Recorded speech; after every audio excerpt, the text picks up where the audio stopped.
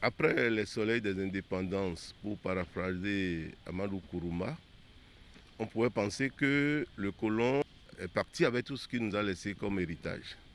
Malheureusement, ce ne fut pas le cas. Si bien que depuis les indépendances jusqu'à nos jours, on peut comptabiliser 3 réformes majeures. À partir des indépendances jusqu'aux années 70, notre pays était taxé d'enfants malades de l'Afrique au regard des nombreux coups d'État. Le colon en a profité pour mieux asseoir l'administration coloniale à travers le système éducatif. Cette réforme a contribué à la démocratisation de l'enseignement. On rapprochait l'administration des administrés. Il y a eu une multitude d'écoles, d'établissements scolaires nés à cette époque-là. Il y a eu aussi ce qu'on appelle la ruralisation de l'enseignement. Et il y avait les collèges modernes d'agriculture. Et dans les zones rurales, on faisait l'effort d'associer l'agriculture à l'enseignement. Alors, après cela, il y a eu la révolution marxiste qui est née avec le président Kérékou.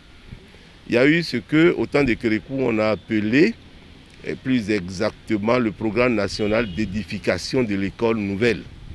On a remarqué en ce moment-là que le souci fondamental était le patriotisme et il fallait tropicaliser, domestiquer le débat pédagogique. Donc, place était faite à nos réalités endogènes. C'était le véritable divorce avec l'enseignement colonial. Et cela a reçu l'assentiment de tout le monde, ça a été apprécié. Et c'est aussi l'époque la plus heureuse du système éducatif parce qu'en ce moment-là, quel que soit le diplôme que vous avez votre job, vous avez votre emploi. C'était aussi l'époque des coopératives scolaires.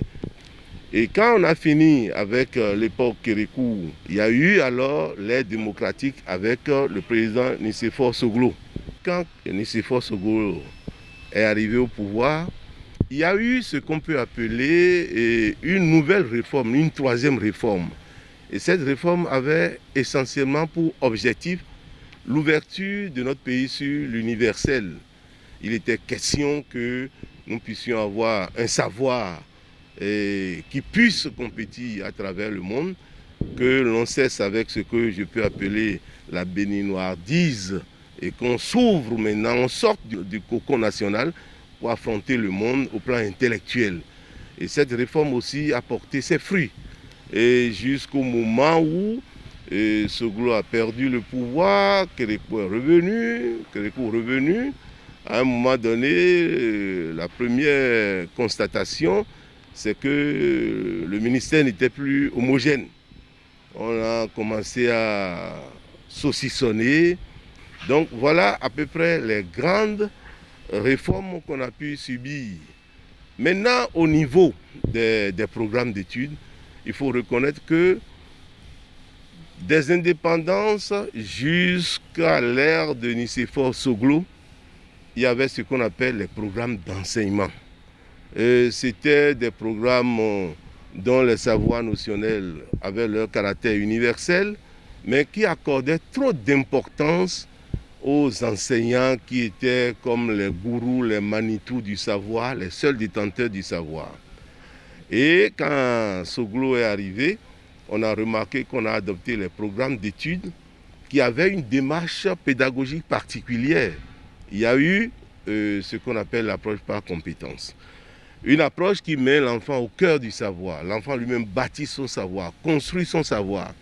Et l'enseignant devient de ce fait un guide, un inspirateur, mais il n'est plus prépondérant dans l'acte d'enseignement-apprentissage.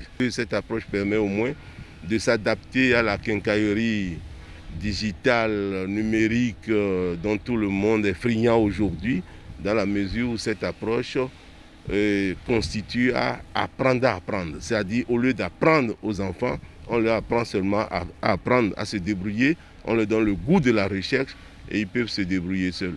Actuellement, le gouvernement de la rupture est venu avec un chef d'État qui, dans son programme d'action, a bien mentionné qu'il faut attendre de lui des réformes. Et ce serait une injure que de ne pas reconnaître qu'il y a aussi des réformes majeures que nous observons de nos jours. Moi, personnellement, ce que j'admire, c'est l'assainissement du corps enseignant. Il y a une sorte de professionnalisation du métier. Et ça fait que de plus en plus, on constitue des bases de données de tous les personnels enseignants. On fait l'effort de sélectionner par de petits tests. On conserve les meilleurs et on a un vivier qui peut servir l'éducation nationale.